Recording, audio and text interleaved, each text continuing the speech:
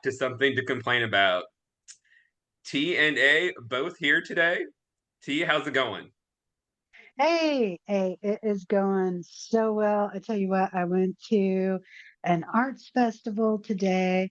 I pet so many dogs. Oh, I'm kind of jealous. You should be. Oh my gosh. I saw four papillons in a stroller, and you know how I love Wow. dogs in a stroller.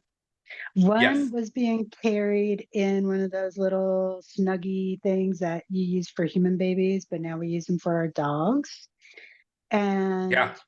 oh my gosh, I saw the type of dog my parents had when I was born, the little uh fox, a little fox terrier, but the wire hair, and he loved me. He leaned up against my legs. He gave me kisses. His markings were just like our dog Pepper, so that melted my heart. Uh, I saw some wolfhounds, quite a few little corgis, saw a baby corgi. You know me, I'm a dog girl. Yeah. So I was over the moon, art and dogs, but the best find I had today, and this actually was from a local artist, and I talked to him when I bought it, was my new awesome poster, my Fat Bottom Girls poster. And actually, the dog on the poster was the artist's dog, Oh, and she nice. loved the song. And I was like, oh my gosh, I was making breakfast this morning for my little dog, playing this song. She thinks it's about her, but she's a little 7-pound chihuahua with a bony butt. So anyway, that was my find for today. Got to meet the artist. Always love meeting the artists of the work that I buy. Very cool man.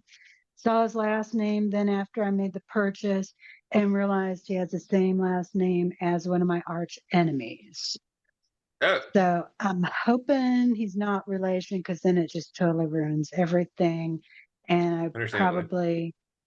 probably, and it's not a very common last name, so I bet there's a relation there. Hoping maybe it's a brother-in-law and he hates her guts. Or maybe he's an estranged child because she was an evil mother. Yeah, totally possible. So We'll just go with that's it. my narrative. Oh, so while I was out petting dogs and buying art, what's been up with you? So this week has been interesting because I don't know if you noticed it, but the View, which I mean, I really don't watch the View because I don't have time to do that kind of thing. But I keep seeing these clips on TikTok and Reels and everywhere else of the reunion of the Sister Act crew, of course, because Whoopi is on the View, right? And so that was a huge, if you remember from our high school years, 1992 and Yes. 1993. Those two No, movies came out then. Hmm? wait a minute. Sister Act came out ten years ago. Yeah, that'd be nice. That'd be great. 19, In fact, 1992. when I saw 30-year reunion on the little you know on the reel or the TikTok or whatever, I was like, that cannot possibly be correct. It cannot be right. Like I had to pause it and Google it because in my head I was like, this isn't that old. It's not at all that old. No, Sister Act. The initial Sister Act was filmed in 1992, and Sister Act 2 was filmed in 1993. So yes, yes, that was fun. Uh, But my okay, week has yeah, been no, mostly like seeing all of these reunion. They had all the cast come back for Sister Act 2, or as many of them as they could to the set of The View, and they sang a bunch of songs with Whoopi in the crowd and do whatever. So I've been seeing oh, all you these did. Oh, fun. yeah, it's really kind of fun seeing them after, I guess, 30 years. A lot of them are still musical creators, some of them are Grammy winners, that kind of thing. And so yesterday we decided here to have a Sister Act marathon, which isn't much of a marathon because there's two movies, right? So not even 3 hours, 3.5 hours. But watching the movie and like seeing the clothes and seeing the hair and being like, oh my God, yeah, that's absolutely early 90s. I don't know how I could have thought otherwise, but definitely early 90s. So I have been in just sort of a age recognition crisis for the last few days because it is very clear to me that these movies that were kind of there and in the ether constantly, that was a really long time ago. So basically, that means we were in high school 30 years ago. And that actually does make me a little bit uncomfortable. But it was fun to watch. So yeah, But that's what we did. that is fun. But what was okay? But the actual music in the in the movies were like 60s and 70s music, weren't they? Because wasn't like Whoopi's character like a lounge singer or something? Yeah. Okay, because it Yeah. was all like Motown. Yeah. It was. Yeah. The, I mean, obviously modified for what they were doing, but definitely not. Yeah. I mean, some of it being hymns, right? Like Sister Act, specifically the first movie, a couple of the songs were adapted hymns, Catholic hymns specifically. And having grown up Catholic and having played piano and organ in a Catholic church growing up, like I played a lot of those songs and that was part of it. And I remember those being a big deal when I was going through. We called it CYO. I don't know what anybody else called it, but it was basically No, confirmation that's in the Catholic Church. oh yeah, I remember CYO. Did I tell you about how I was barred and banned from CYO? You know, I don't think you have. Well, that might be another story for another time, but I hope so. um, yeah, Because I'm having all kinds of imaginations about what could have gotten you banned.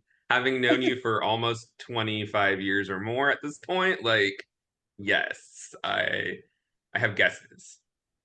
you and your guesses are probably correct. Most likely. So Let's that'll be just another say episode. the phone call to my mother was that I was a heathen and there was no hope in my salvation. Oh, so basically like the opening act of Sister Act 1. Yeah. The opening scene. It's exactly the same. I think I might have been officially excommunicated. I'm not sure. And here's what's But my really funny mom, about that is we are now how many years later and it hasn't necessarily been proven wrong, right? right. Okay. I mean, I stand by the two theories that I shared, and frankly, in my defense, if you are stupid enough to ask me a question, you will get an honest answer from me. I'm going to answer the way I believe, and not what you think the answer should be. So So in true Gen X form, then. pretty much. Yeah.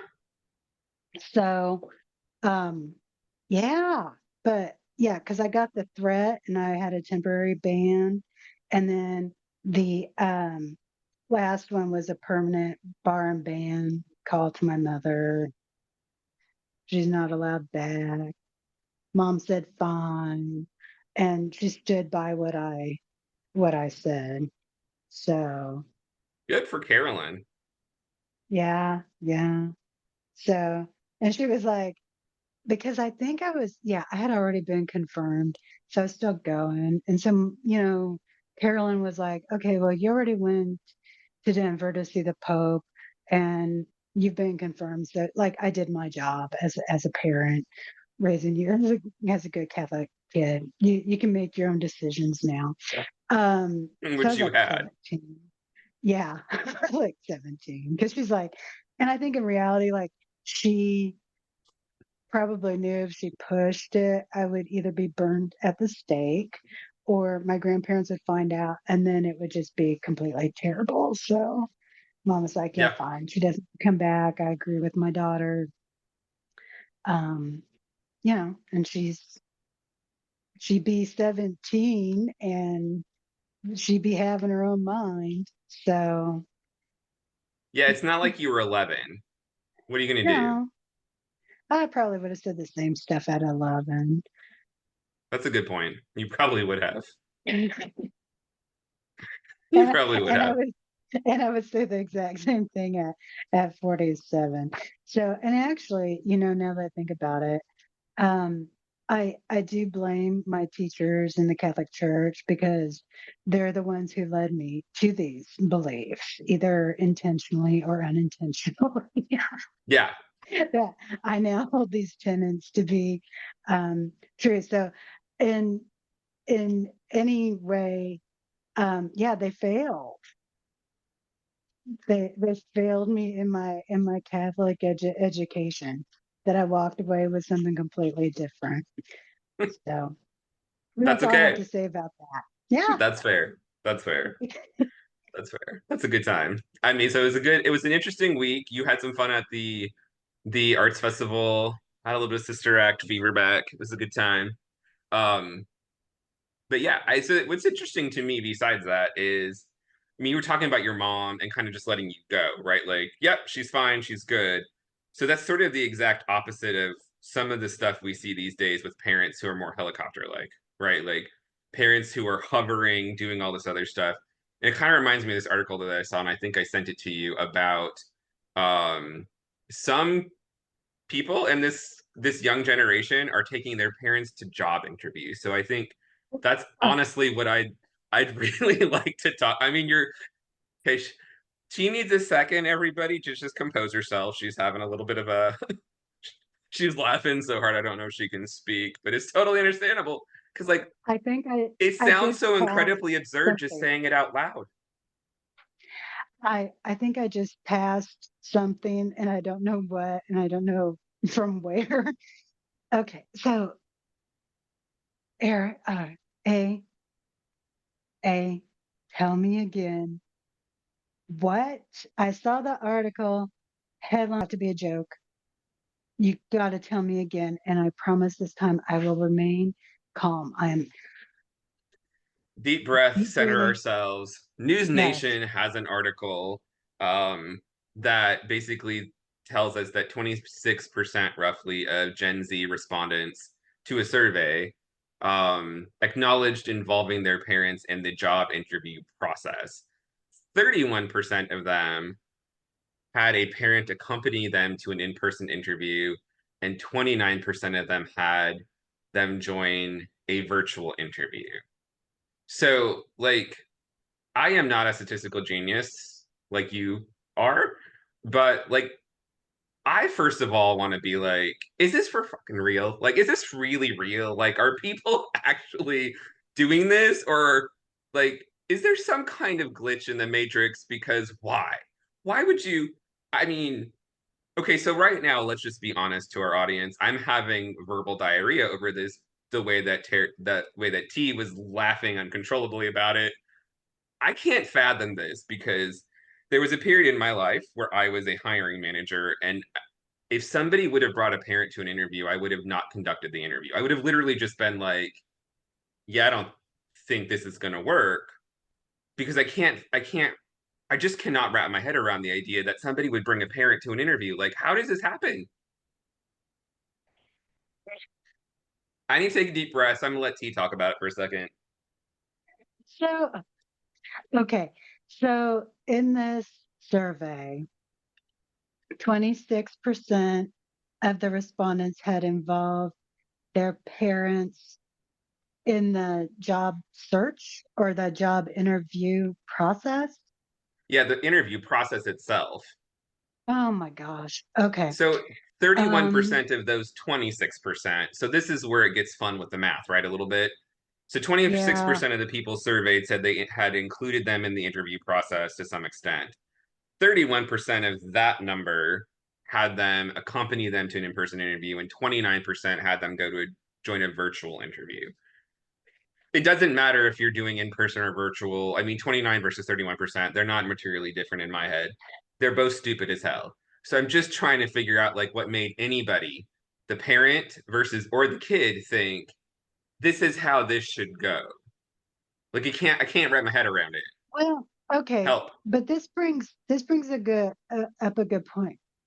because first of all, I hope this is a really small survey and that it's not a broad, a nice representative sample, or we're in a lot of trouble.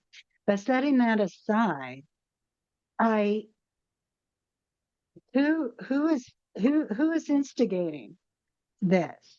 Or is it like, like is it the job applicants who are asking the parents? Is it the parents interceding um, and kind of sticking their nose in? Is it kind of a mutual thing? And I don't think the article went into those details, but who's instigating this? I, eh, well, it's some of it's boundary issues. Yeah. It's got to be. I mean, so I'm looking a little bit at the article. There were 1,428.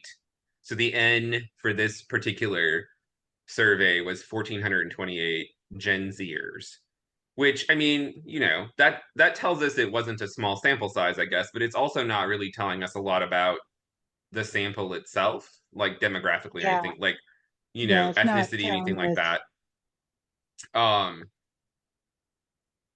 So, I mean, I'm just looking at it, and they lead out on the article saying some Gen Z respondents need help. They use the word need help from their parents. According, so the need help part is going to just make me have some kind of seizure in a moment, but I'm just going to go with it. Um, so the survey found again 26% actually involved their parents, 31% had them accompany, and 29% had them join a virtual interview. And so for those that said they had a parent come to the in-person interview, so that 37% of those people who had them come to an interview had their mom or dad come into the office and physically sit in the room with them while the interview took place. Okay. Like, what? There's Do you need them to go to the bathroom with you too? Like, there's a I have so many thoughts. The first one is in all honesty, anytime my mom was present for anything, I was automatically more nervous because she was my mom. She yes. wasn't, well, she could be intimidating, but I mean, but even in those moments where she would be in support of me, I still would be more nervous. And I just don't see where having her, I would not have ever dreamt it. Like that is you never an option. Like you go into an interview by yourself with nobody else. It's just you. Yeah. Well, and the thing that I don't get is like, how do the parents not know that? It's a, I can give the Gen Zers a little bit of cushion or latitude, for lack of a better word here, because maybe they haven't had many interviews, maybe they aren't used to going to interviews, and we've all been there. Like we've all had our first interview, second interviews, like we've all had to get used to interviewing at some point or other in some fashion or another. But the parents should know this, right? Because they've got presumably they've had jobs and interviews before, and they sure as heck didn't take their parents. I mean, our parents would have looked at us like we were completely off our nut if we would have been like, "Can you come with me and sit in the room, Daddy?" Like that wouldn't happen. Or Mommy? No, that wouldn't happen. So, like, yeah, I don't. I mean, I'm completely befuddled, discombobulated, flabbergasted. I don't know. Pick your adjective. I'm not sure what the Well, right word is here. I I think when I was reading the article, and I'm still suffering some heart palpitations over here. Um, Same. One thing that struck me is that in every community college, every 4-year university, there's multiple community services, even like Voc Rehab, where you can receive career services Yeah. and you receive them for free. If you're a college student at a community college or 4-year university, That's free. That's part of your tuition and all that is and so my first thought was, are these students, because they need help, obviously you do. Um, if you're still that attached to mom and dad at this age, but they're not even accessing the resources that are readily available and free to them to help them prepare and become better equipped. That for whatever reason, mom and dad are always the answer and the support. And that's very concerning. And I I know for a fact that because this is the area of my career, students are not using career services. Yeah. Of they're not using a free service available to them to help them with this exact same thing.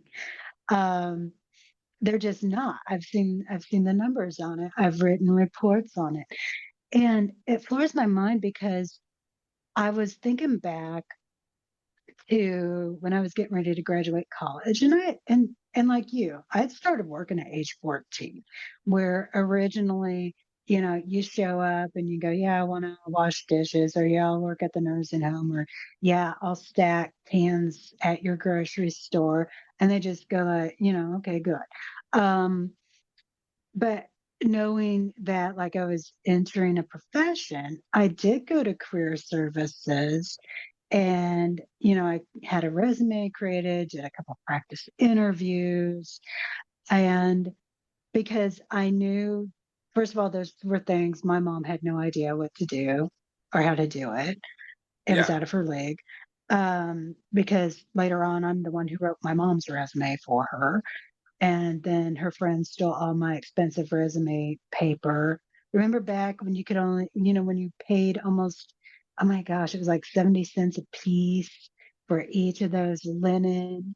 Yeah. Yeah. And I bought a whole stack and mom took them home. And then her friend just walked off with them.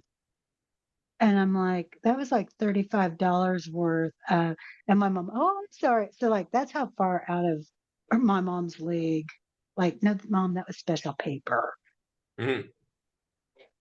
And and why do you let people walk off with paper? But anyway, um, that's beside the point.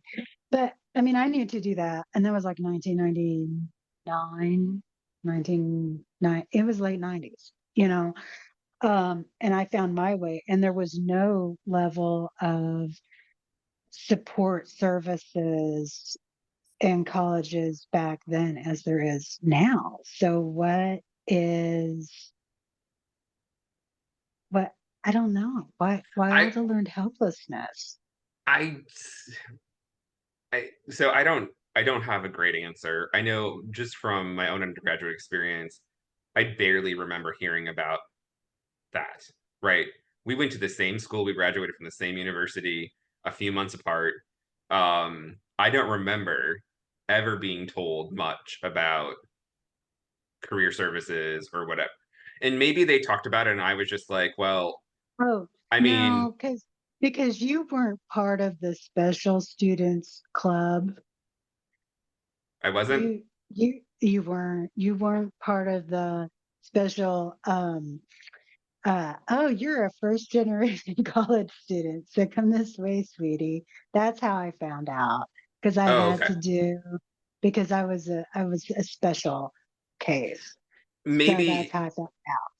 maybe that's part of the answer to the question that you just asked then, because I wonder how many of these kids they're because I mean we're still in the generation, right, where our parents dang near demanded we go to college. So Right. there's a different thing happening now where kids are taking time off. They're not necessarily going to universities. They're going, and this is going to probably this is a whole nother series of episodes about how education probably works. But the long and short of it is, we were all kind of told, you got to go, you got to go, you got to go, you got to go to college. So the parents, though, of these kids who are using them for these interviews, you would have to think most of them probably did go to college. So they should know more about like how the interview process works. So I'm really just kind of curious as to, I wish there were more information in the article or that it would link to the full study Well, because I'd be curious and like who are these parents? Which generations are they? Are they Gen X? Are they older millennials? Are they younger boomers? Like, and how do they not know like this is not how interviews work? Like who, I've well, never seen anybody take a parent to an interview. and one thing I'm wondering, because if they're saying Gen Z, we're talking about individuals now kind of capped at 25. So they would have just, if they followed the traditional educational path, they would be now just kind of wrapping up their college. But then there's Yeah. also some who are still in that high school level. And on the one hand, I could see, especially with some of the shady stuff that happens now with jobs, being kind of off to the side. Like if I had a high school age child virtually interviewing for a job, I could see if my kid was still a minor, kind of at least being maybe not in the room, but just kind of hanging around in the, like I'd be washing dishes maybe in the other room or dusting, just kind of, because there is so much shadiness going on. And because my kid is still a minor, that would be one thing. Or if I'm driving my kid to the interview, but then I would be either staying in the car or in the lobby or something versus if is this a kid who has a bachelor's degree and is talking about wanting their master's and then this is who it's happening to or with, or is it a, there's a lot of nuances here that I'm not quite um sure It's about. it would be good to have more info. It just seemed like a really like I read the article and I mean I read the headline, not the article right away, but I read the headline and I just was like, what is going on here? I mean, we you mentioned having your mom present might make you slightly more nervous.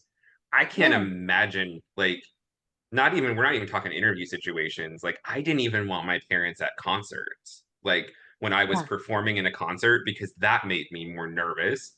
I wouldn't want them listening to me give a speech or anything else like that. Like that would make me uncomfortable. Having them sit in something as intimate as a job interview, I don't think I would have gone.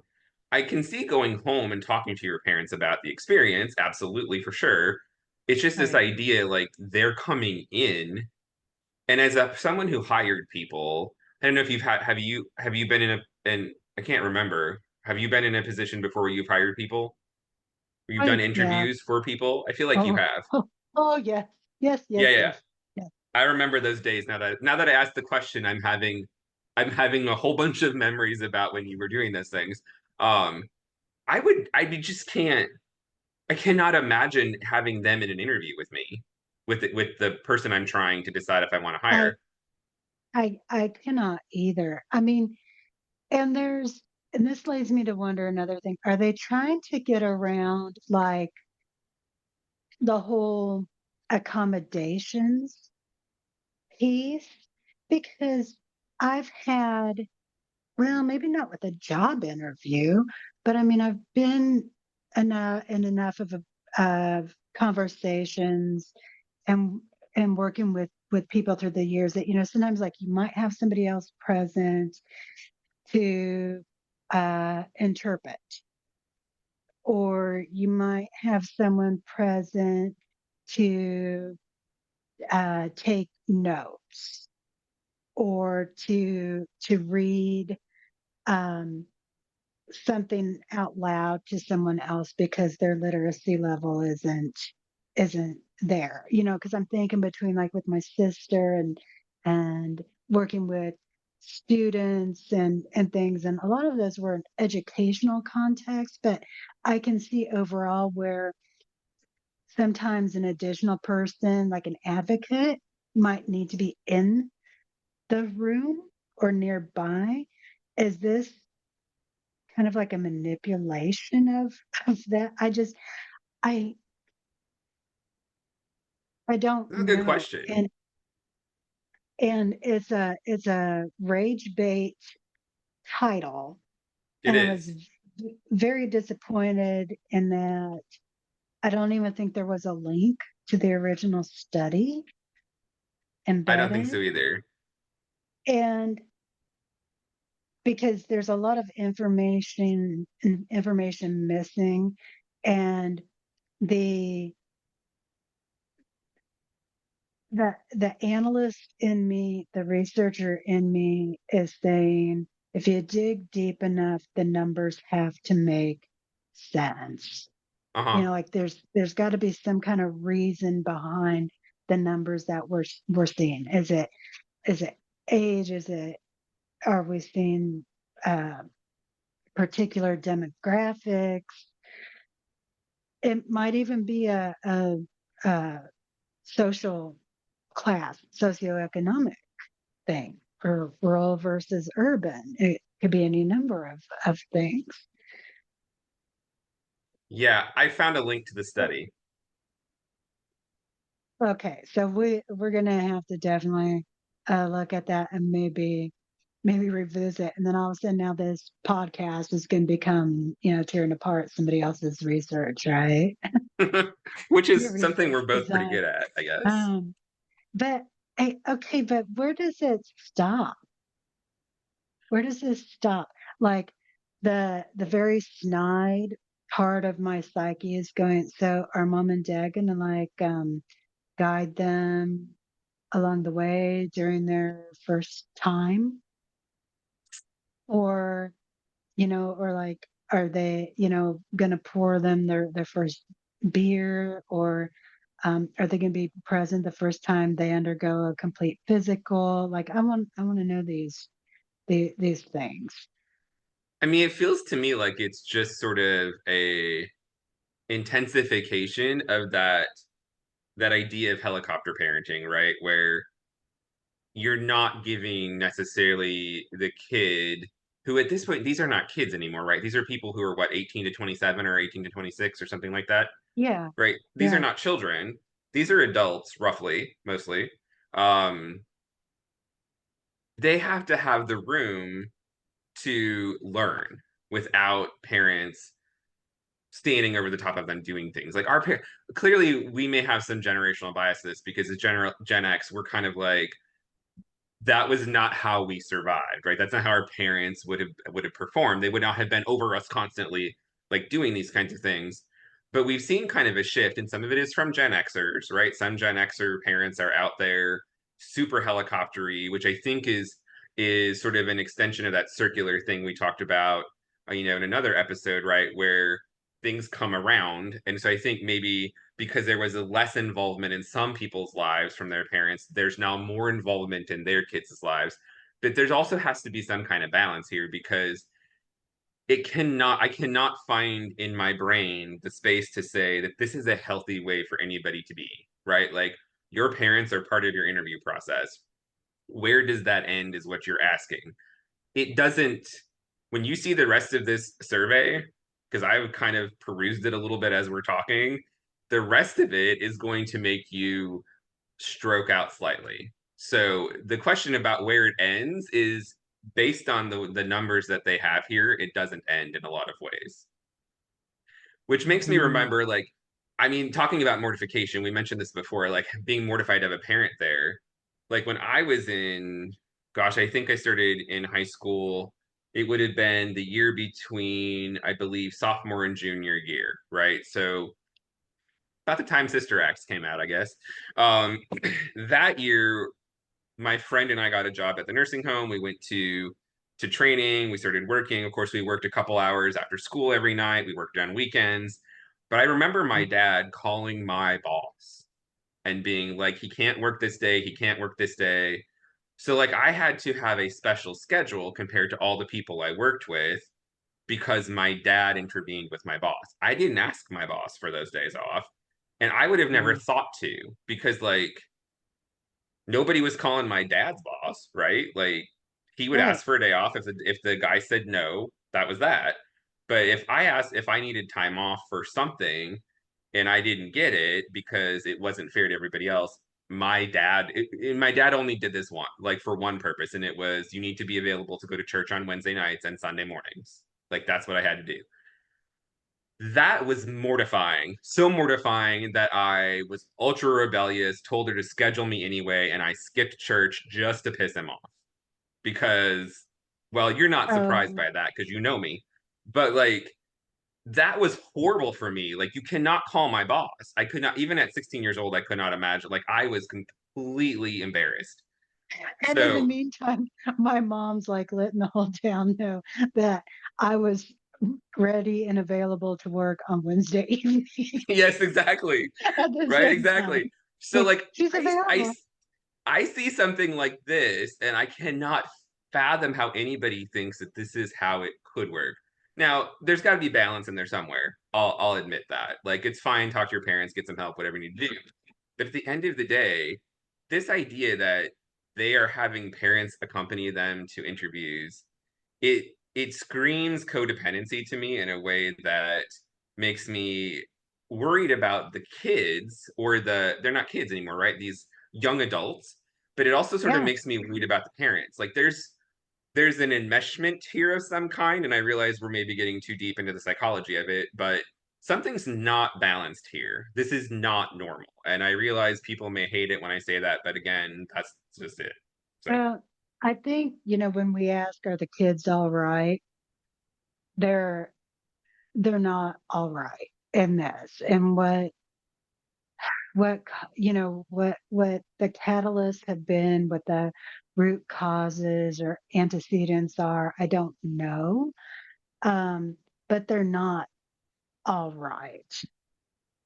And I feel for them because I think at the end of the day, they're still the young adult. yeah, They're not the parent. And it is the parent as the chronologically full grown adult should be the one to help this young person establish those boundaries and those expectations. And so at the end of the day, it does fall on the parent as the parent. But yeah, these kids, there's a part of me, my heart really breaks for them because it, there's multiple failures that have happened and obviously are continuing to happen, that these are yeah, not going to be fully functional adults, and they were curated to be that way. yeah. So I won't bring up the rest of what's in the study because I feel like maybe we can let our audience tell us if they want us to talk more about it in another episode, or we'll figure that part Yeah. out. But the one part of the study that I do want to throw out there, I think sort of clinches what you have said and some ways too what I've said. But hiring managers' statements about this basically were that it does not signal confidence to the hiring company. So like they're looking at this from a hiring standpoint, exactly how I would have looked at it or you would have looked at it as hiring managers and the things that we've done. And they're looking at it going, something's not right here. Something smells a little funky, right? So I think that is kind of it's sort of cementing what you just said that for these young adults, they're not being done any favors here because they're likely going to be less likely to get the job, right? They're also likely, I think, if they get the job, and we should get some numbers on this. I would love to see a study on this. I don't know if I can find one, but I'll have to look. I would love to know if for the people who actually have their parents help them and they get the job, I'd be curious to find out what their longevity in the job is. Do they need mommy and daddy to help them survive being employed? My fear, and I think your fear too, is the answer to that question is yes. So the helicoptering is fucking them over. Like it's not helping them be independent. It's not helping them survive. Because like we all have to find out how to work within our job structure. And we do that forever. It It, seems like there's a problem here. it makes me kind of think too, and I wonder if there isn't some of this phenomenon where maybe it's the opposite of helicopter parenting, it's overcompensation. Because I think about like when I taught GED classes, and you would be surprised at the parents who didn't bother parenting until their child ended up in GED class. And here was the kicker: if a child ended up, even if they were still a minor, it was adult education, meaning, you know what? Your child has to sign a waiver for a release for us to talk to you. And, Yeah. sorry, your kid, and again, because of multiple failures, ended up dropping out of high school at age 16. And that's not all on the kid. No, never. You know, um, and yeah, mom and pops, it's on you. I always called it 11th hour parenting. And they would come storming in and just like, hey, here's my kid. Well, you didn't give a rat's ass 6 months ago when they got the Yeah. boot. And now you want to be mom and dad. And guess what? When you signed the paperwork allowing them to go to GED class, guess what? You signed over everything. I don't have to talk to you. Yeah. You don't exist to me. And only if this kid with me present, so you can't force them, signs this release. So I'm wondering how much of that is that too, that kind of that guilt. I didn't do XYZ for you. I realize I didn't prepare you for this.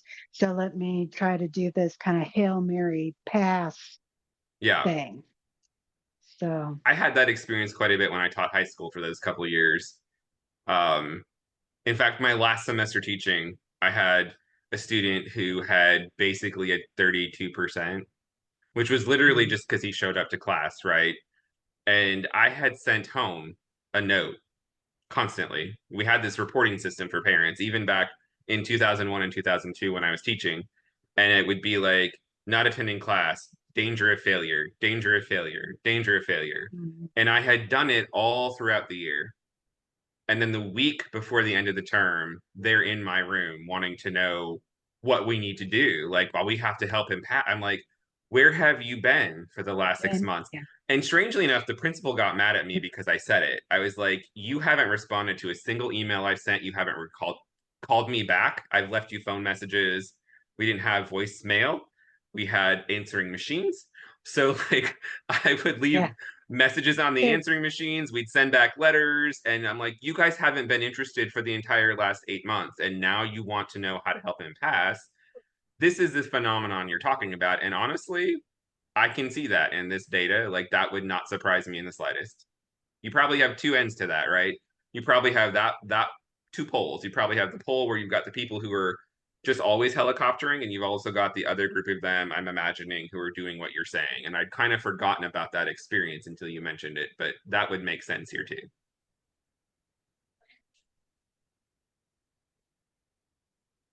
We so all need to I take a think breath because it makes us a little sad for the it young it people does. themselves. And I thought this was going to be a light, snarky one, but now I'm kind of sad. But I think, yeah, we will. Our audience, please let us know in the comments. You think we should dig a little bit deeper into this topic? We will be sure to add the link to the original article and the actual study itself so that you can read the research for yourself and come to your own conclusions. But overall, we want to know, what are your thoughts on this phenomenon? Remember to be civil.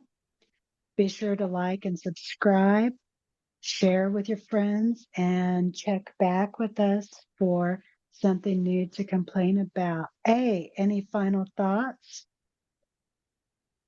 Not at the moment. I'm good. It's been a fun afternoon.